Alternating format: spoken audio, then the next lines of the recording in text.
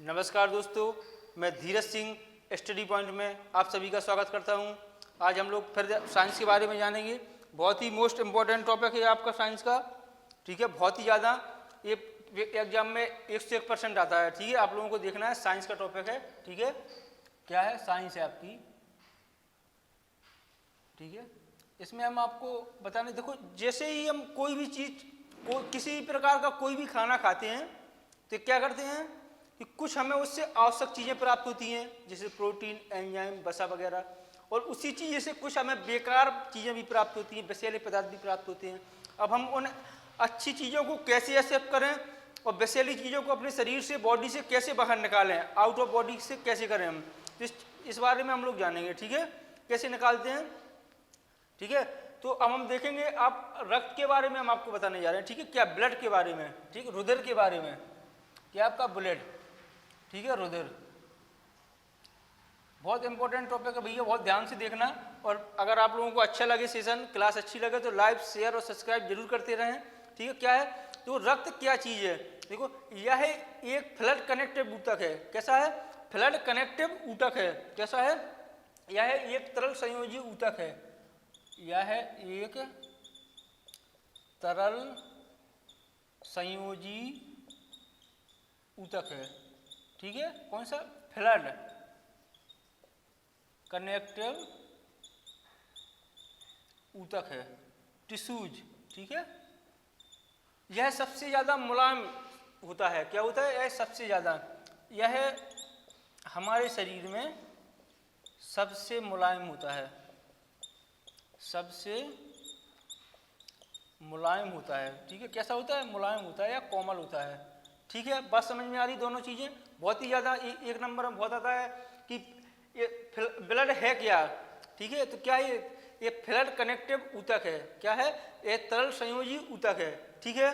इस चीज़ के बारे में, इसकी उत्पत्ति मीसोडर्म से होती है। कहाँ से होती है? देखो, ये तीसरा पॉइंट है आपका, इसकी उत्पत्ति, इसका बॉर्न कहाँ से होता है?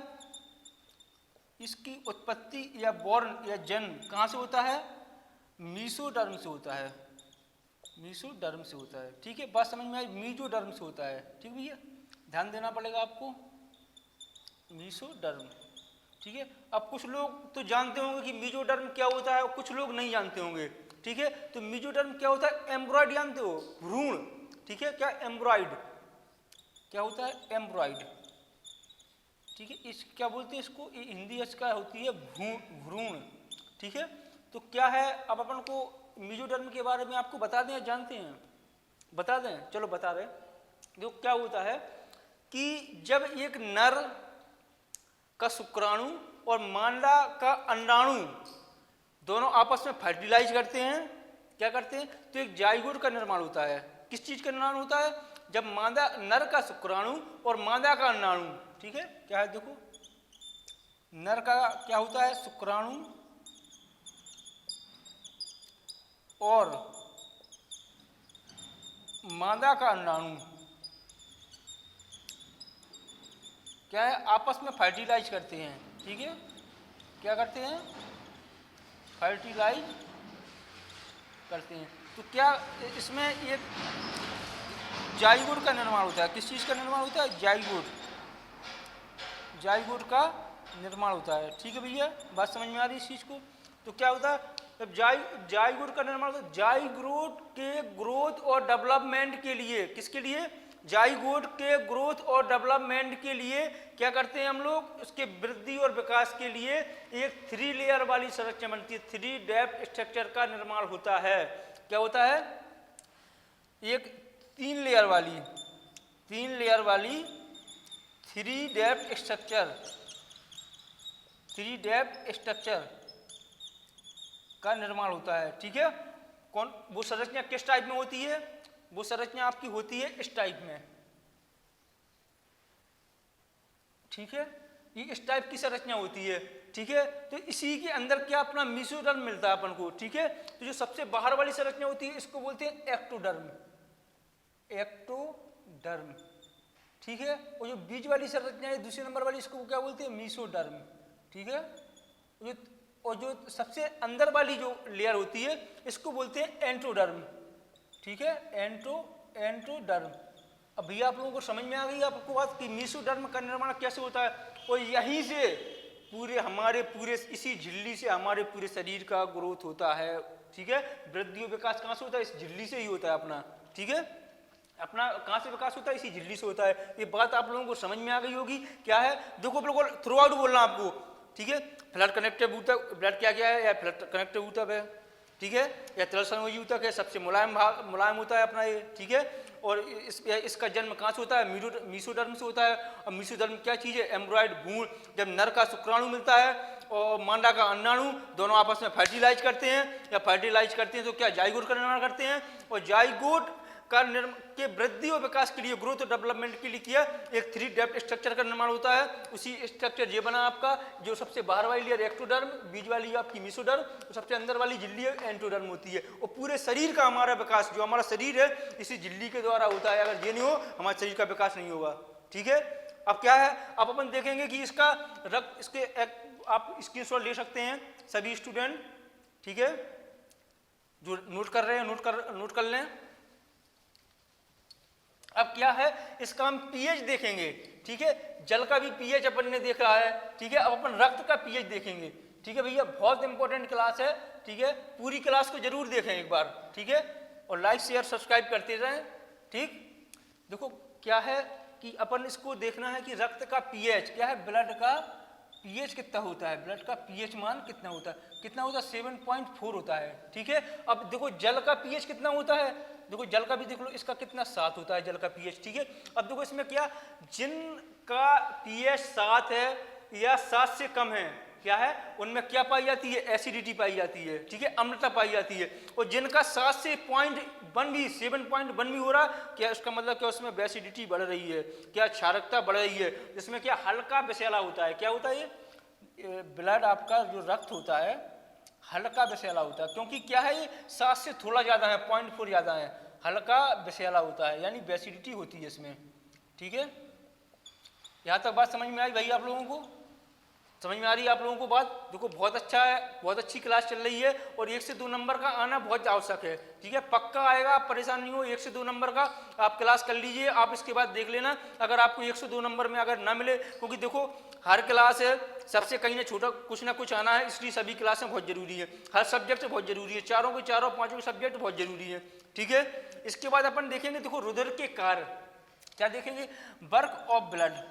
क्या वर्क ऑफ ब्लड, अपन को रुधिर के कार्य देखना है। क्या यह पोषक तत्वों, ठीक है, यह क्या पोषक तत्वों, न्यूट्रिएंट और उत्सर्जी पदार्थों का संबंध करता है, ठीक है। क्या करता है, यह पोषक तत्वों यानी न्यूट्रिएंट, क्या है, न्यूट्रिएंट व उत्सर्जी पदार्थों, ठीक है, सिक्रेटरी पदार्थों का क्या करता है, संवहन करता है भैया, ठीक है। संवहन करने का मतलब होता है कि उसके टारगेट प्लेस तक पहुंचाना, ठीक है, उसके निश्चित स्थान है उसके टारगेट तक पहुंचाना, ठीक है। और क्या वह O2 व CO2 का भी संवहन करता है। ये क्या है, यह ऑक्सीजन व CO2 का क्या करता है, संवहन करता है। क्या करता है, O2 और CO2 का भी क्या संवहन करता है, ठीक है। यह एंजाइम का संवहन करता है। क्या करता है, यह एंजाइम का संवहन करता है, एंजाइम का संवहन करता है, ठीक है। और अगला नेक्स्ट क्या है, यह क्या करता है, हार्मोन्स का संवहन करता है। क्या करता है, हार्मोन्स का संवहन करता है, यह हार्मोन्स। देखो आप लोगों को वैसे भी यहाँ पे पूरा याद हो रहा होगा, क्योंकि सेशन बहुत अच्छा, बहुत सरल टॉपिक है, और अच्छा 1 नंबर आराम से अपन इसमें तैयार कर सकते हैं, 1 से 2 नंबर का। यह हार्मोन्स का संवहन करता है, ठीक है। संवहन का मतलब हमने आपको बता ही दिया है कि उसके टारगेट प्लेस तक पहुंचाना। मान लो क्या खून का काम है, सभी मांसपेशियों के अंदर जो भी हमारे यहाँ पे हैं, सभी जो कणिकाएं वहाँ से खून का संचार करना, तो इनका भी क्या काम है, इनका भी यही अपना काम है। वहाँ जहाँ से मान लो शरीर के किसी भी बॉडी, किसी भी अंग से वहाँ से लेकर अपना वहाँ तक निश्चित स्थान तक पहुँचना, संवहन करना कहलाता है, ठीक है। इसके बाद अपन देखें, रोगों से सुरक्षा प्रदान करता है हार्मोन। क्या करता है ब्लड अपना, यह रोगों से, किससे, रोगों से क्या करता है, सुरक्षा प्रदान करता है, सेफ्टी प्रदान करता है, ठीक है, सुरक्षा प्रदान करता है, ठीक है, सेफ्टी प्रदान करता है, ठीक है। इस चीज़ को आप लोग स्क्रीनशॉट ले लें, जो नोट कर रहे हो वो स्टूडेंट नोट कर लें, ठीक है। अब अगला अपन देखेंगे कंपोजिशन ऑफ ब्लड। क्या देखेंगे अपन? कंपोजिशन ऑफ ब्लड, ठीक है, रुधिर का संगठन, ठीक है। क्या देखेंगे? रुधिर का संगठन, कंपोजिशन ऑफ ब्लड। क्या अपना कंपोजिशन ऑफ ब्लड, क्या है? कंपोजिशन ऑफ ब्लड, ठीक। रुधिर का संगठन, देखो अब हिंदी मीडियम वाले इंग्लिश मीडियम वाले दोनों चीज़ों में बताते जा रहे हैं आप लोगों को, ठीक है। किसी को भी कोई समस्या नहीं होगी, क्योंकि बच्चे क्या है जो ऑफलाइन वाले, इनको थोड़ा इंग्लिश इनकी वीक है, इसलिए इंग्लिश में नहीं बताते थे, ठीक है। रुधिर का संगठन, ठीक है, रुधिर का संगठन, ठीक। अब रुधिर का संगठन, इसमें अपन देखेंगे एक अपना इसका पार्ट है प्लाज्मा, क्या है? प्लाज्मा, ठीक है। एक इसका क्या पार्ट है? कार्पोसेल्स, कार्पोसेल्स, ठीक है। प्लाज्मा, कार्पोसेल्स, ठीक है। प्लाज्मा क्या होता है? एक देखो क्या होता है, इस तरल रूप में होता है 55%, ठीक है। ये क्या ठोस के रूप में होता है अपना 45%, ठीक है। इस चीज को अपन जानेंगे। तो कार्पोसेल्स को अपन क्या बोलते हैं? रुधिर कणिकाएं, ठीक है। इसका हिंदी भी देख लो, रुधिर कणिकाएं, ठीक। क्या बोलते हैं? रुधिर कणिकाएं, ठीक है। अब इसके कितने 5 पार्ट बताए गए हैं इसके, ठीक है। कौन कौन से 5 पार्ट बताए गए हैं? एक क्या है आपका, पहला आपका पार्ट क्या है इसका? एल्बुमिन, ठीक है। इसका पहला पार्ट क्या है? एल्बुमिन, एल्बुमिन, ठीक है। इसके बाद आपका दूसरा पार्ट है आपका ग्लोबिन, ग्लोबुमिन, ठीक है। इसके बाद आपका तीसरा पार्ट इसका क्या है? आपका तीसरा पार्ट है आपका हीमोग्लोबिन, हीमोग्लोबिन, ठीक है। इसके बाद आपका चौथा पार्ट क्या है इसका? प्रोथ्रोम्बिन, ठीक है। क्या है? प्रोथ्रोम्बिन, ठीक है। इसके बाद आप अब इसका नेक्स्ट पार्ट देखेंगे फाइब्रोनोजन, फाइब्रोनोजन, ठीक है। इसके बाद इसका लास्ट पार्ट क्या है? हेपेरिन, क्या है? हेपेरिन, ठीक है। तो इनके कार्य देखना अपन को, एल्बुमिन का कार्य क्या है, ग्लोबुमिन का कार्य क्या है, क्या है? देखो एल्बुमिन का कार्य क्या है, ग्लोबुमिन का कार्य क्या है, हीमोग्लोबिन का कार्य क्या है, प्रोथ्रोम्बिन का कार्य क्या है, फाइब्रोनोजन का कार्य क्या है और हेपेरिन का कार्य क्या है, ठीक है। तो क्या है देखो देखेंगे कि हेमोग्लोबिन, एल्बुमिन, ग्लोबुमिन और हीमोग्लोबिन का कार्य क्या है? शरीर में सुरक्षा प्रदान करना, क्या होता है? या प्रतिरक्षा प्रदान करना अपनी बॉडी में, ठीक है। क्या करना है? शरीर में सुरक्षा प्रदान करना, मतलब हमारे शरीर में जो भी रोग हैं, हमारे शरीर में, शरीर को रोगों से प्रतिरक्षा प्रदान करना है, सुरक्षा प्रदान करना, रोगों से प्रतिरक्षा प्रदान करना, ठीक है, प्रदान करना, ठीक है। और इन दो का काम क्या है? प्रोथ्रोम्बिन और फाइब्रोनोजन, कि हमारे शरीर में रक्त का थक्का बनाना, क्या है? शरीर में रक्त का थक्का बनाना, ठीक है। क्या है? हमारे शरीर में रक्त का थक्का बनाना, रक्त का थक्का बनाना यानी ब्लड कोडिंग, थक्का बनाना, ठीक है। ब्लड कोडिंग तो आप समझ गए होंगे, ब्लड कोडिंग,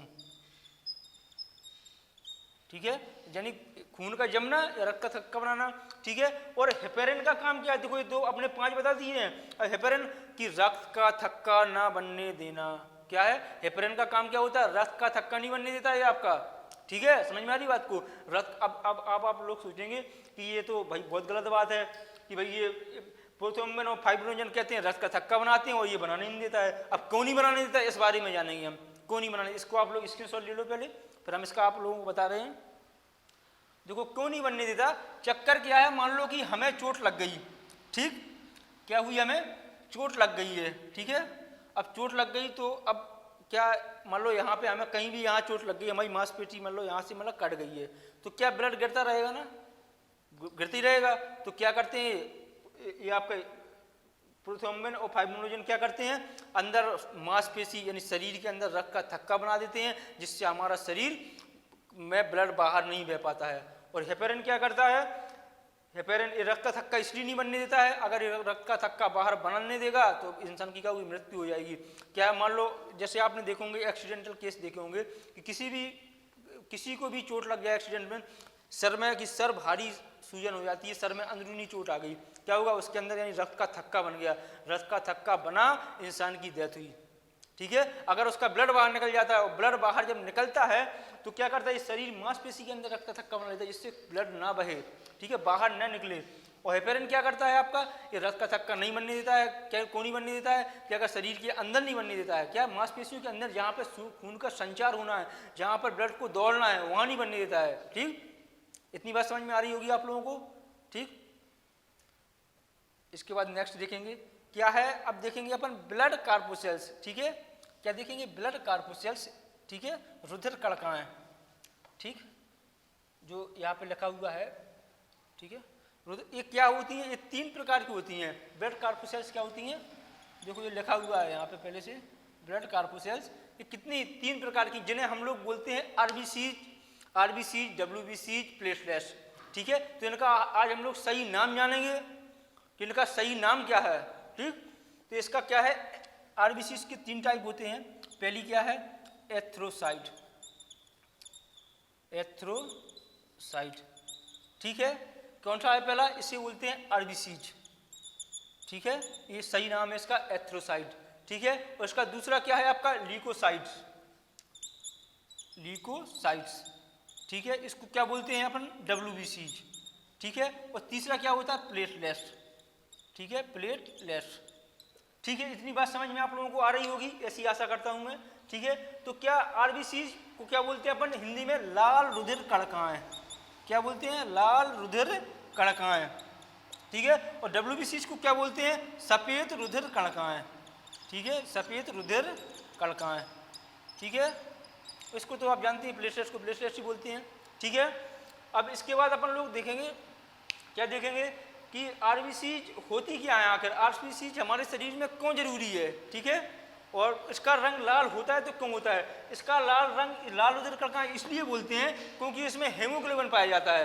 क्या पाया जाता है एथ्रोसाइट में, आरबीसी। इसका जो सही नाम है, परफेक्ट नाम है, जो साइंटिफिक नाम है वो क्या है, एथ्रोसाइट, और इसका डब्ल्यूबीसी का नाम है ल्यूकोसाइट्स, और ये क्या है, प्लेटलेट्स।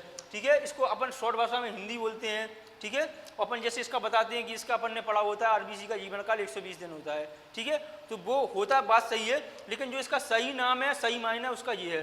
ठीक है, इसमें हीमोग्लोबिन पाया जाता है इसलिए इसका रंग लाल होता है, इसमें हीमोग्लोबिन नहीं पाया जाता इसलिए इसका रंग कैसा, सफेद होता है। ठीक है, ये तो आप जानते हैं, रक्त का थक्का है, ब्लड का जमना, रक्त का थक्का। ठीक है, अब क्या अब इसका आप क्या जानेंगे, थ्रोम्बोसाइट का कार्य है आपका रक्त का थक्का बनाना। क्या होता है इसका काम, इसको प्लेटलेट्स को क्या बोलते हैं, थ्रोम्बोसाइट। ठीक है, प्लेटलेट्स का इसका काम होता है रक्त का थक्का बनाना। ठीक है, इसके बाद अपन डब्ल्यूबीसी के कार्य को जानेंगे। ठीक है, क्या जानेंगे, देखो आरबीसी का सबसे पहले देख लो, इसका रंग कैसा होता है, लाल होता है आरबीसी का। ठीक है, और इसका आकार कैसा, गोलाकार होता है, उभयतल होता है। ठीक है, क्या होता है इसका रंग, इसका लाल होता है। ठीक है, आकार कैसा होता है इसका, गोलाकार होता है। कैसा होता है, गोलाकार होता है इसका रंग। ठीक, समझ में, और उभयतल। ठीक है, उभयतल होता है। ठीक, इसके बाद देखेंगे सबसे छोटी आरबीसी किस में पाई जाती है, सबसे छोटी आरबीसी पाई जाती है मास्क डियर में। मास्क डियर यानी कस्तूरी मृग। क्या होता है, सबसे छोटी आरबीसी, स्मॉलेस्ट आरबीसी किस में पाई जाती है, किस में पाई जाती है, कस्तूरी मृग में, मास्क डियर। ठीक है, अपन बोलते हैं मास्क डियर, कस्तूरी मृग। ये क्या होता है, इसमें इतनी ज़्यादा खुशबू होती है कि इसे अपनी खुद की खुशबू सूंघ कर क्या करता है, इतना दौड़ता है उसको पाने के लिए कि अपनी इसकी मृत्यु हो जाती है। मास्क डियर की क्या क्वालिटी होती है कि इसमें इतनी अच्छी जो परफ्यूम वगैरह बनते हैं इसी के बनते हैं, जो अच्छा बेटर परफ्यूम बनते हैं इसी कस्तूरी मृग के बनते हैं।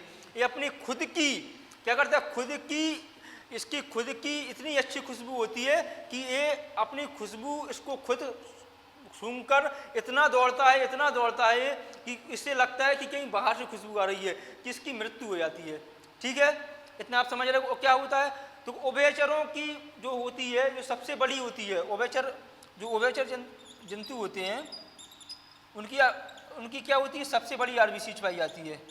ठीक है, सबसे बड़ी आरबीसी पाई जाती है। ठीक है, इस चीज़ को आप नोट कर सकते हैं। ठीक, नोट कर सकते हैं आप सब लोग।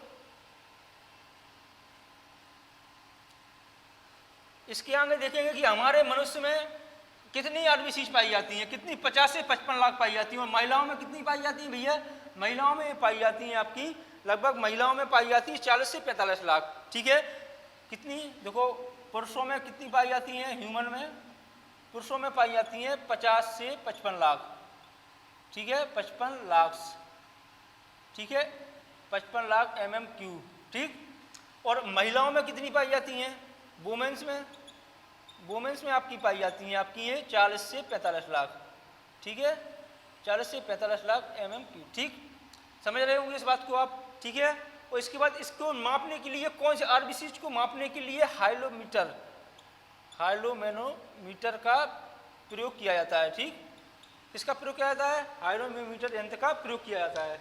ठीक है, अब क्या है कि देखो आरबीसीज अगर बढ़ जाती हैं तो क्या होता है, और घट जाती हैं तो क्या होता है। जब ये घट जाती हैं तो एनीमिया रोग हो जाता है। ठीक है, और जब ये बढ़ जाती हैं तो पॉली एनीमिया हो जाता है, पॉलिस एनीमिया यानी जोड़ों का दर्द। ठीक है, समझ में आ रही होगी बात को।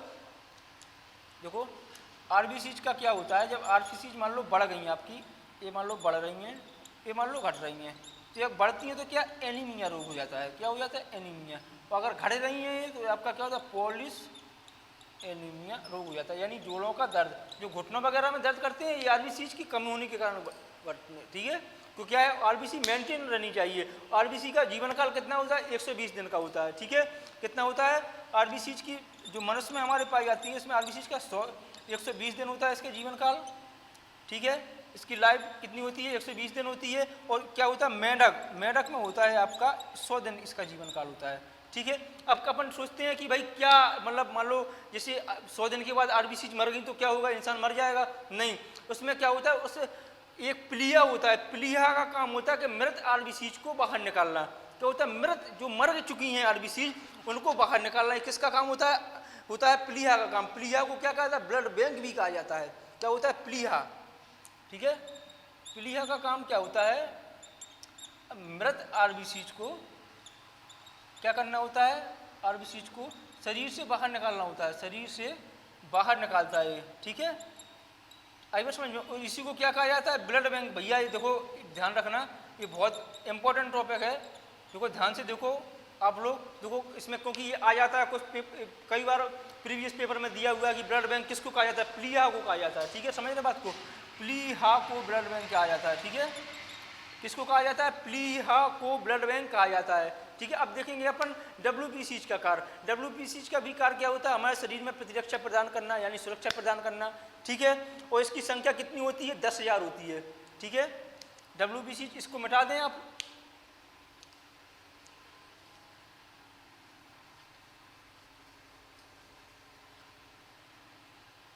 देखो क्या होता है, डब्ल्यूबीसी होती है जो अपनी डब्ल्यूबीसी का कार्य क्या होता है, शरीर इसकी संख्या पाई जाती है अपने शरीर में 10,000। कितनी पाई जाती है, 10,000। ठीक है, MMQ। ठीक है, इसका क्या काम होता है, हमारी बॉडी में प्रतिरक्षा प्रदान करना। क्या होता है इसका काम, हमारी बॉडी में क्या काम होता है, प्रतिरक्षा यानी रोगों से सुरक्षा प्रदान करना होता है। ठीक है, और आरबीसी और डब्ल्यूबीसी का अनुपात कितना होता है, ये पेपर में आया हुआ है, प्रीवियस पेपर आप देख लेंगे उसमें आपको मिल जाएगा। डब्ल्यूबीसी का अनुपात कितना होता है, 600:1। मतलब 600 आरबीसी होंगी, वहाँ पर 1 डब्ल्यूबीसी पाई जाएगी। क्योंकि देखो महिला कितनी पुरुषों में पाई जाती थी, 50 से 55 लाख। आप अंदाजा लगाइए उसमें कितनी पाई जा रही है, कुल 10,000 पाई जा रही है, कुल 10,000। समझ में आ रही बात को, जिसका अनुपात कितना। और अगला देखिए, इसका जीवन काल 10 से 13 दिन होता है। कितना होता है इसका जीवन काल, इसकी लाइफ कितनी होती है, 10 से 13 दिन होती है। ठीक है भैया, इतनी बात समझ में आ रही होगी आप लोगों को। बहुत बढ़िया क्लास है, आप लोग जरूर देखते रहें। ठीक है, पीछे वाले लोग भी ध्यान दें अच्छी तरह। ठीक है, उसके बाद अपन लोग देखेंगे तो संख्या घटती बढ़ती है तो क्या होता है। ठीक है, क्या होता है, मान लो डब्ल्यूबीसी की अगर संख्या मान लो घट गई तो क्या, मान लो इसकी अनियंत्रित रहती है संख्या, क्या घटती बढ़ती रहती है। जैसे मान लो घट जाती है तो क्या होता है, बढ़ जाती है मान लो, या घट जाती है तो क्या होता है। देखो हमारे शरीर में हर चीज़ का मेंटेनेंस बना के चलना है, कोई चीज़ ना घटे ना बढ़े, तो अपन को कैसे स्वस्थ रहेंगे। अगर घट रही है बढ़ रही है तो क्या अपन अस्वस्थ रहेंगे। तो इसमें क्या बढ़ जाती है तो क्या ल्यूकेमिया रोग हो जाता है, ल्यूकेमिया रोग हो जाता है। ठीक है, आई बात समझ में। और बढ़ जाती है तो क्या होता है, जब बढ़ती है आपकी तो ल्यूकोनिया यानी ब्लड कैंसर हो जाता है। ठीक है, क्या होता है, तो आपका क्या हो जाता है, ब्लड कैंसर हो जाता है। ठीक है, ये ध्यान रखना है, अपन को कोई चीज़ को ना बढ़ने देना ना घटने देना है, जितनी अपन को जरूरत है, जितनी आवश्यकता है, उतनी आवश्यकता को अपन को पूरा करना है। समझ रहे बात को आप लोग? ठीक है, इसके बाद देखेंगे टाइप्स ऑफ WBCs। WBCs के क्या क्या टाइप्स होते हैं। एक WBCs का टाइप्स होता है आपका, ठीक है, एक होता है आपका ग्रेनुलोसाइट्स और एक होता है ऑलिगोग्रेनुलोसाइट्स। ठीक है, टाइप्स ऑफ WBCs। ठीक है, तो क्या होता है, देखो ग्रेनुलोसाइट्स, ठीक है, और दूसरा आपका होता है अग्रेनुलोसाइट्स। ठीक है, आई बात समझ में इस चीज को। अब इसके भी देखो, इसके क्या है, इसके भी प्रकार होते हैं। कितने, इसके 3 प्रकार होते हैं, इसके 2 प्रकार होते हैं। ठीक है, कौन, एक होता है न्यूट्रोफिल्स, ठीक है, इसका टाइप, और एक होता है आपका बेसोफिल्स। ठीक है, एक होता है सफीफिल्स। आई बात समझ में। और एक होता है मोनोसाइट्स इसका, और एक होता है लैक्टोसाइट, इसके प्रकार। ठीक है, इन 5 का कार्य होता है, जो प्रकार होते हैं, हमारे शरीर में प्रतिरक्षा सुरक्षा प्रदान करना होता है। ठीक है, इसके बाद अपन आगे देखेंगे। ठीक है, इसके बाद आगे देखेंगे क्या होता है कि जो ल्यूकोसाइट्स होता है, इसका क्या काम होता है। ठीक है, ल्यूकोसाइट्स भी 2 टाइप का होता है, एक थाइमस, ठीक है, थाइमस ग्रंथि, एक होता है बोन मास। ठीक है, क्या होता है, बोन मारो, एक होता है थाइमस। ठीक है, तो थाइमस के कितने, एक होता है टी लाइकोसाइट्स, एक क्या होता है, देखो ल्यूकोसाइट्स के कितने प्रकार होते हैं, 2 प्रकार बताए गए। ठीक है, एक क्या होता है थाइमस, ठीक है, और एक क्या होता है आपका, एक होता है बोन मारो। ठीक है, एक होता है आपका बोन मारो। तो क्या होता है थाइमस में एक होता है, एक प्रकार होता है थाइमस का आपका टी लाइकोसाइट्स, और एक होता है बी लाइकोसाइट्स। इसका क्या टाइप है, टी लाइकोसाइट्स, क्या होता है टी लाइकोसाइट्स, इसका क्या होता है बी लाइकोसाइट्स, ठीक है, बात समझ में आ रही होगी आप लोगों को। अब देखो टी लाइकोसाइट और बी लाइकोसाइट, अब इसको अपन लोग देखेंगे कि टी का काम क्या होता है। तो सब इसमें टी का काम बताया गया है। ठीक है, टी लाइकोसाइट्स का क्या होता है, टी लाइकोसाइट्स के 4 टाइप्स कर दिए उन्होंने, क्या कर दिए, टी लाइकोसाइट्स के 4। एक क्या होता है टी हेल्प टी सेल्स, क्या होता है ये हेल्प टी सेल्स। ठीक है, और एक दूसरा होता है आपका किल्स टी सेल्स। ठीक है, और तीसरा आपका होता है सप्रेसर टी सेल्स। ठीक है, और चौथा आपका होता है मेमोरी टी सेल्स। इसको हम मिटा दे रहे हैं, यहाँ पे लिख दे रहे हैं।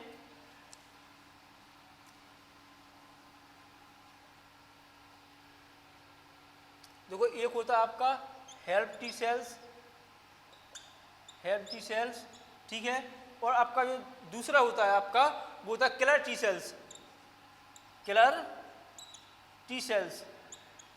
ठीक है, और जो आपका तीसरा होता है वो होता है आपका सप्रेसर टी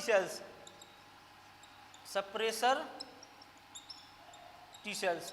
ठीक है, और जो आपका चौथा होता है वो आपका चौथा होता है आपका जो आपका चौथा होता है वो आपका मेमोरी टी सेल्स। ठीक है, अब इन चारों के बारे में अपन को जान लेना है। ठीक है, क्या है, देखो ये जो चारों हैं, मान लो हमने अपने घर में कोई भी सिक्योरिटी गार्ड रखा है। ठीक है, अपनी बिल्डिंग के बाहर मान लो कोई सिक्योरिटी गार्ड रख लिया। अब हमें पता चल जाएगा कि भाई हमारे यहाँ पे आतंकवादी आने वाले हैं। क्या आतंकवादी आने वाले हैं, तो वो क्या करते हैं, जब आतंकवादी आते हैं तो वो लोग ये सोचते हैं भाई कि ये बात हमारे वॉचमैन को पता चल जाती है। हमारा वॉचमैन आता है, बताता है कि सर और आतंकवादी आने वाले हैं और लगभग 1 घंटे में आपकी इस बिल्डिंग पे हमला हो जाएगा, बताइए मैं क्या करूं। तो क्या करते हैं, जैसे मान लो उस चीज़ को सूचना देना, इसका काम क्या रहता है हेल्प टी सेल्स का, कि इन तीनों को जागृत करना। ये सब इनएक्टिव रहती हैं, क्या होती हैं, इनएक्टिव रहती हैं। ठीक है, ओनली जो ये रहता है ये एक्टिव रहती है, ये तीनों को सूचनाएं पहुंचाती हैं। और जब ये एक्टिव हो जाती हैं, मान लो अपने शरीर में मान लो कोई भी वैसी चीज़ चली गई है जो अपन ने मान लो अनावश्यक कोई तथ्य खा लिया है, तो अगर इनमें अगर इसको सबसे पहले जानकारी किसको होती है, इसको रहती है हेल्प टी सेल्स को। ये जानकारी किलर टी सेल्स को देता है, ये इसको देता है सप्रेसर टी सेल्स को, ये इसको मेमोरी को। और ये तीनों इतने खतरनाक हैं कि कितना भी बेकार चीज़ पहुंच जाए वो छेद कर करके जला जाती हैं। और जब ये एक्टिव वैसे तो एक्टिव होते नहीं हैं, जब तक इनके पास सूचना पहुंचती है, जब सूचना पहुंच जाती है, जब एक्टिव होते हैं तो अपने शरीर को मतलब पूरे जला देते हैं, उसको छेद कर करके पूरा खा जाते हैं, पूरा पूर्ण रूप से बर्बाद कर देते हैं। लेकिन क्या हुआ कि एक टाइम पे एक और अपने यहाँ पे 12, जैसे अभी कोरोना महामारी चल रही थी, ठीक है। तो अपने यहाँ इसका कोई इलाज ही नहीं था मान लो। और क्या करता है वो हेल्प, और सबसे पहले एक ऐसा वायरस है जो सबसे पहले आता है टी सेल्स को खा जाता है, वो है आपका HIV/AIDS, एक्वायर्ड इम्यूनोडेफिशिएंसी सिंड्रोम। ये क्या है, सबसे पहले आता है, सबसे पहले इसी को मारता है, इसी को खा जाता है, और इसको मारने के बाद हमारा पूरा शरीर तहस नहस हो जाता है, मतलब हमारी इंसान की डेथ हो जाती है, ठीक है। और इसके बाद अपना नेक्स्ट टॉपिक क्या बचा हुआ है आपका, देखो अपना प्लेटलेट्स बचा हुआ है, ठीक है। तो क्या हेल्प टी सेल्स हमेशा एक्टिव रहता है, जो इनकी अपनी सभी सूचनाएं क्लर टी सेल्स को, सप्रेसर टी सेल्स को, मेमोरी टी सेल्स को पहुंचाता है, ठीक है।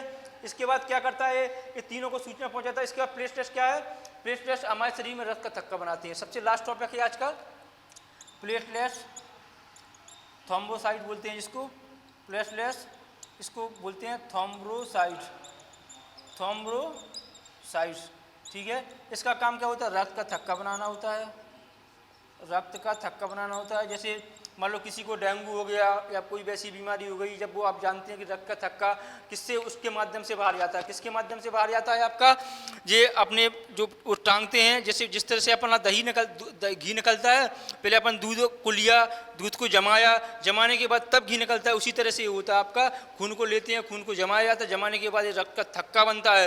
ये मान लो जैसे दूध से घी का निकालना, उसी तरह ये रक्त से थक्का बनना, ये रक्त का थक्का कहलाता है, ठीक है। इसकी संख्या 2 से 3 लाख mm की होती है, ठीक है। इसका जीवन काल 8 दिन का होता है, ठीक है। इसकी संख्या कितनी, 2 से 3 लाख होती है, mm की होती है, ठीक है। इसका जीवन काल कितना, 8 दिन होता है, ठीक है। आज का सेशन मैं आशा करता हूँ आप लोगों को बहुत अच्छा समझ में आया होगा। ये कम से कम 2 नंबर की आपकी व्यवस्था है भाई साहब, इसलिए आप लोग अच्छे से तैयार कर लेना, ठीक है। हमारा चैनल अगर अच्छा लगे तो लाइक शेयर और सब्सक्राइब जरूर करें। हमारा ऑफलाइन बैच 3 से 4 में स्टार्ट हो चुका है, आप 3 से 4 में आप ज्वाइन कर सकते हैं, ठीक है।